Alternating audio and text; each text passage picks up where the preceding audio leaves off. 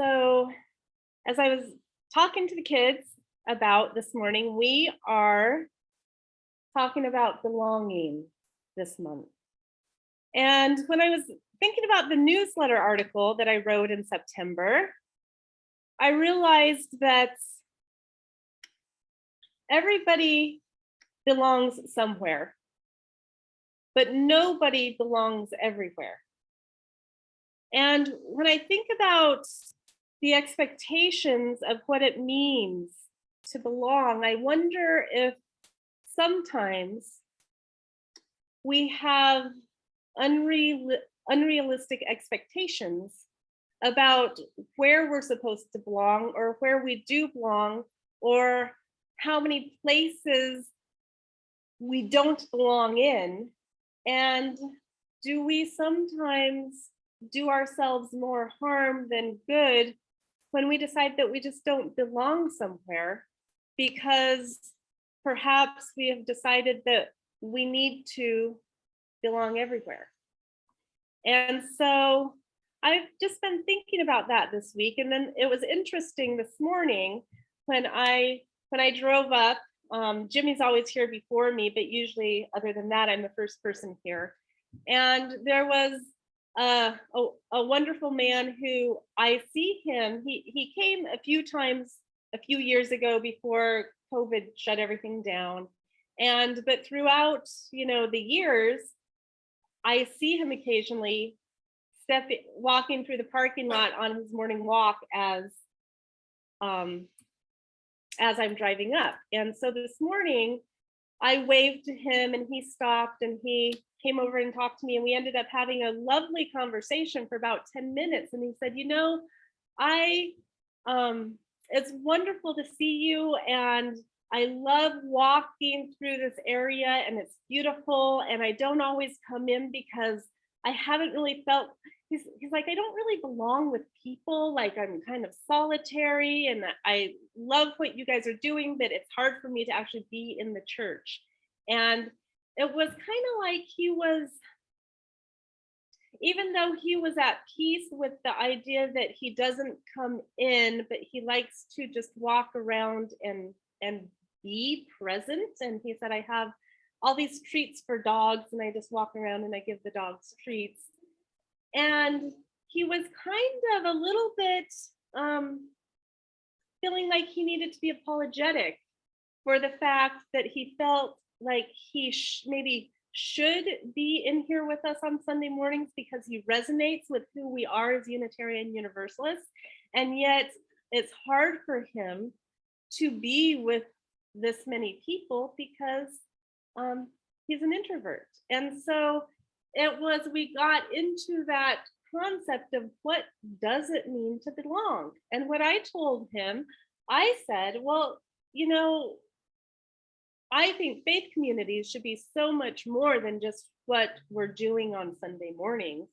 And this is true because I said, I get joy when I see you walking through our parking lot on Sunday mornings. And I said, you are part of us and you're blessing us with your presence and your energy, even if you're not here with us.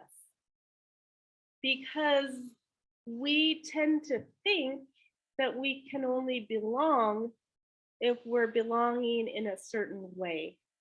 And I think it's important for us to maybe reimagine what it means to truly belong. And so as I was thinking about this week, I think there's three different aspects of belonging. We have the internal aspect, we have the external aspect, and then maybe we have what I was calling the prophetic or the esoteric aspect of belonging.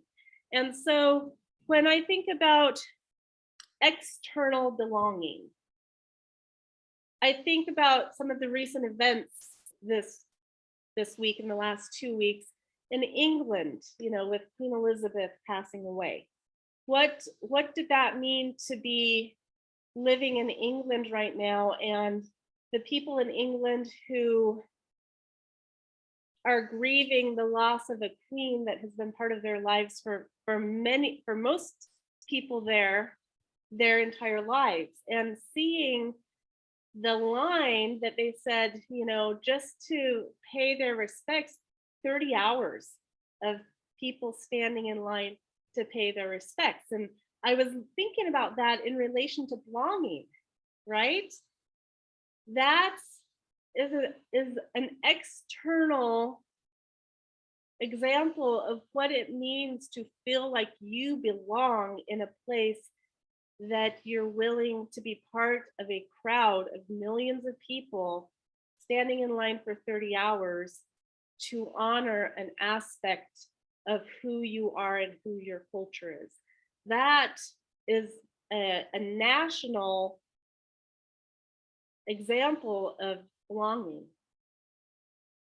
And then this week, we also, in America, we have our own example of, certain governors sending immigrants from one state to another state in a very intentional message to say, you don't belong here.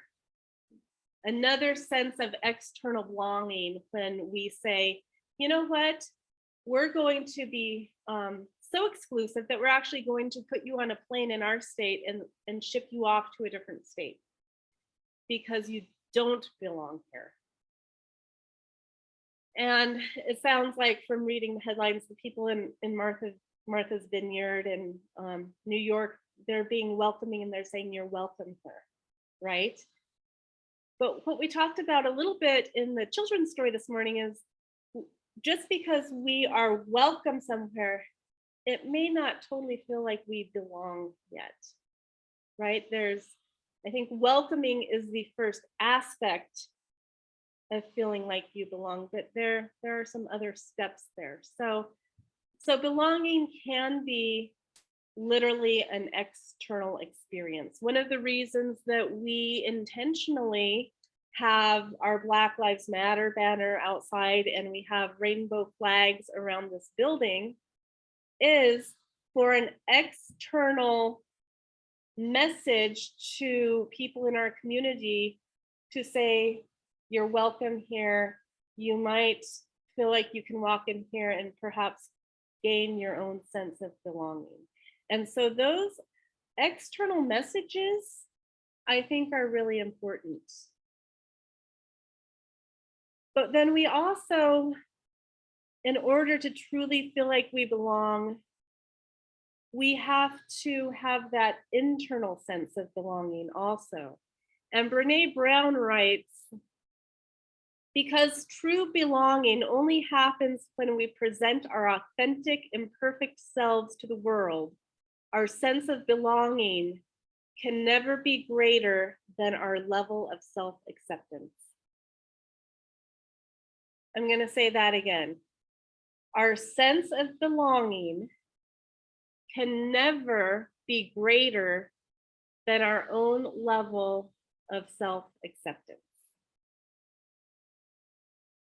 So that's just something to think about, because I think there's truth in that. And even as I'm reading that, I'm arguing in my head, saying, yes, but which comes first, the external or the internal? Because sometimes we can't have that internal sense of belonging if we have been excluded externally.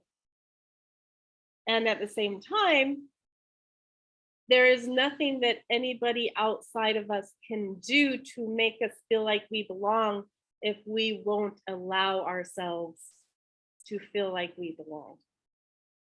So I think probably they go together, right? Like, which comes first? Maybe it's a both and.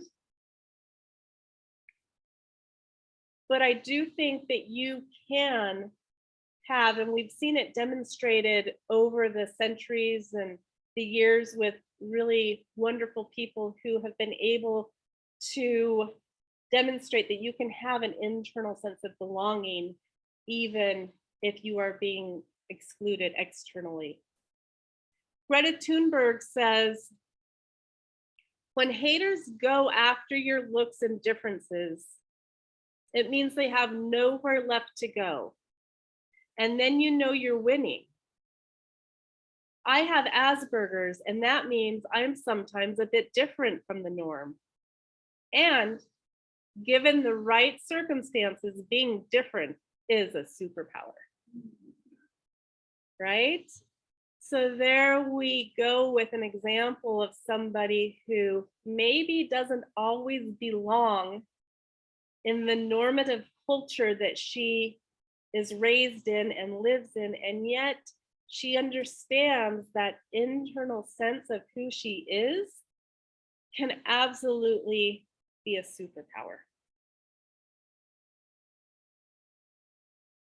And I remember having a bit of an aha moment in high school one time when I was having a rough day, and I was looking around at just the different people and the really pretty cheerleaders, and just and people laughing and giggling, and then other people kind of off by themselves. And my little 17-year-old aha moment was, I realized that I didn't think anybody in that school totally felt confident and secure. Even the prettiest people and even the popular people still were struggling with their own internal sense of, do I fit in? Do I belong? What does it mean to be here?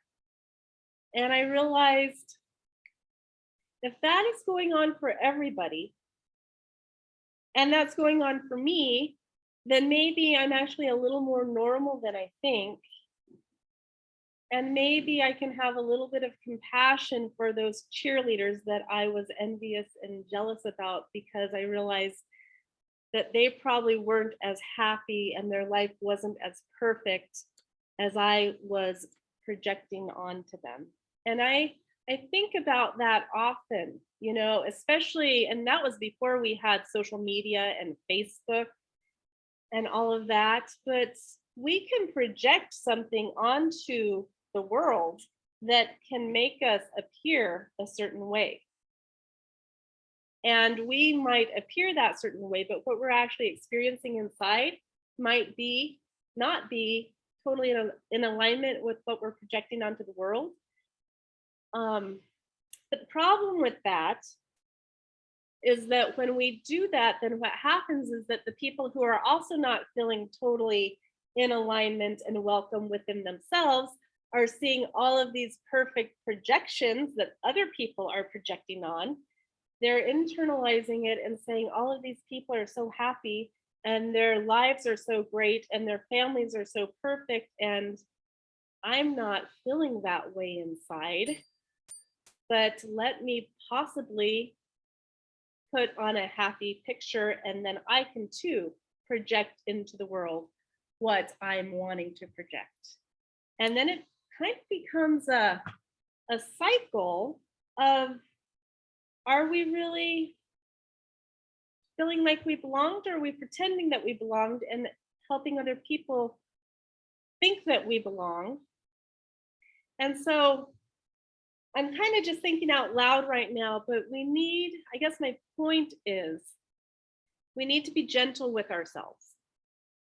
And if you're feeling like you might not yet belong, whether it's in the community or in your family or just within yourself, first of all, there's nothing wrong with you. It means that you're human. Second of all, you're not alone, because most of the people around you have some form of that self-questioning. And third, just be gentle with yourself and kind with yourself, and know that nobody is ever supposed to belong everywhere. And everybody absolutely does belong somewhere. And I love to go back to this. I'm going to take us back to 1797. Sojourner Truth. ain't I a woman? Because if you think about somebody who was told she didn't belong, she was being told she didn't belong as an African American. She was being told she didn't belong because of her gender. And she understood that there was more to her than what the external world was saying. So let's go back a few centuries now and channel somebody who knew that she belonged. Well, children, when there is so much racket, there must be something out of kilter. I think that the twixt of the Negroes of the South and the woman at the North all talking about rights, the white men will be in a fix pretty soon. But what's all this here talking about? That man over there says that women need to be helped into carriages and lifted over ditches and to have the best place everywhere. Nobody ever helps me into carriages or over mud puddles or gives me any best place. And ain't I a woman? Look at me, look at my arm. I have plowed and planted and gathered into barns, and no man could head me. And ain't I a woman? I could work as much and eat as much as a man when I could get it, and bear the lash as well. And ain't I a woman? I have borne 13 children and seen most all sold off to slavery. And when I cried out with my mother's grief, none but Jesus heard me. And ain't I a woman? Then they talk about this thing in the head. What's this they call it? Intellect. That's it, honey. What's that got to do with women's rights or Negroes' rights? If my cup won't hold but a pint and yours holds a quart, wouldn't you be mean not to let me have my little half measure full? Then that little man in the black there, he says women can't have as much rights as men because Christ wasn't a woman. Where did your Christ come from? Where did your Christ come from? From God and a woman. Man had nothing to do with it. If the first woman God ever made was strong enough to turn the world upside down all alone, these women together ought to be able to turn it back and get it right side up again. And now they is asking to do it. The men better let them. And ain't I a woman? She had her voice. She found her voice. She knew who she was. 200 years ago, when she was being told on every level that she was not worth anything, that she had no value, that she didn't matter. That's what the external world was telling her. You don't belong. You don't belong here. We don't need you. We don't want you. We'll use you, but you're not really one of us. And yet she knew inside she belonged. She had value. She had inherent internal dignity and worth. And I think that that is what it means to belong, that's the prophetic part, the esoteric part of belonging, that to truly belong, we need to belong internally. It helps to be accepted externally, but what really matters is how we're understanding who we are. And so I just want us to think about that. I'm gonna close today with a story from one of my mentors, Dee. I've talked about Dee occasionally. I quote her a lot. She was one of the people that helped me become a chaplain and do my chaplaincy program. And Dee she's Greek Orthodox, and she is a doctorate in theology, and she is just this very wise, intelligent person. And she tells the story of how she was raised very much in the Greek culture, the Greek Orthodox faith, and she loved theology, but she didn't belong so much in the Orthodox world of theology because that was for men. And so she went and she got her doctorate degree at the Iowa School of Theology, which is a very liberal Methodist seminary in Denver. And she talked about how her first year at ILIF, she just was kind of lost because she no longer felt like she belonged in her faith of choice, the faith that she was born into because she was a woman. And yet she went to ILIF, which was this liberal Protestant seminary that did not understand her theology at all. And so her first year, she was really, really struggling. And then one of her kids, who was about 10 at the time, he said, well, Mommy, if you really love your Greek faith and you really love going to seminary, he said, well, why don't you be a Greek when you're with the Greeks? And why don't you just be a liberal ILIF person when you're with the ILIF people? And she said that was kind of an aha moment for her. So she was Greek when she was Greek, and then she was liberal when she was liberal, not really liberal, but she was we'll say she was Protestant. And she said, what I did, she's like, it was like this rainbow, and I was Greek, and then I'd run over here and I'd be Protestant, and then I'd come back here and I'd be Greek, and I was over here and I'd be Protestant. And she did that probably for 20 years. And then just a few years ago, she was like, you know, Wendy, that is kind of exhausting. She said, it worked. It got me my doctorate.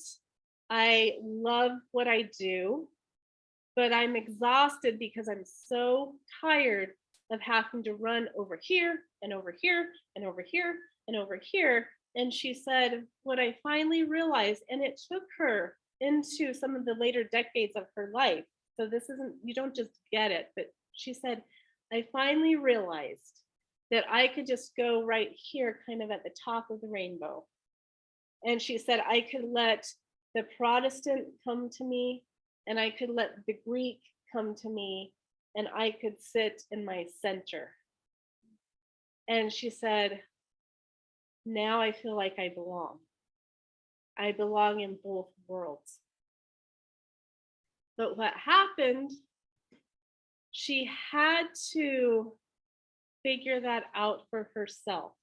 She had to realize that she could belong in more than one place at the same time. And that, I think, is really the inner sense of belonging that we talk about and that we need. And so this month, I invite us to reflect on that a little bit in your own lives. Where do you belong?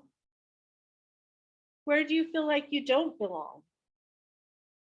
Are there places where you don't belong, and that's okay? Is it okay with you to not belong everywhere? If so, what does that feel like? And if not, why is that not okay with you? And if you're kind of like D right now, and you're running over here, and you're running over here, and you're running over here, is that working for you? And if it is, that's great. And if it's not, is it maybe time to go to the top of that rainbow, take a few collective deep breaths, and see if perhaps I can bring my sense of belonging into the middle of the rainbow. Everybody is going to experience this differently. There are no right answers, but that's really today is my invitation to all of us to really think about that and see where you belong. Let go of the anxiety or stress if you feel like there are places you don't belong. And where can you create a sense of belonging within your heart and soul that cannot be moved or influenced by external circumstances?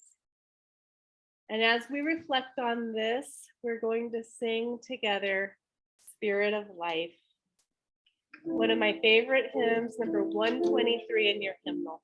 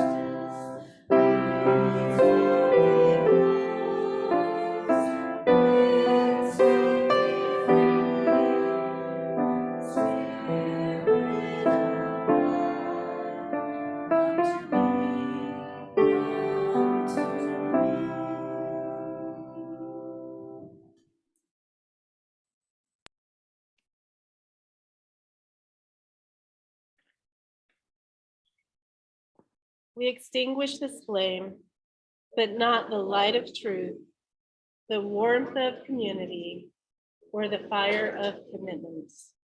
These we carry in our hearts until we are together again. Your way in Peace, wander as you may. blessed is the path you take. May love guide you on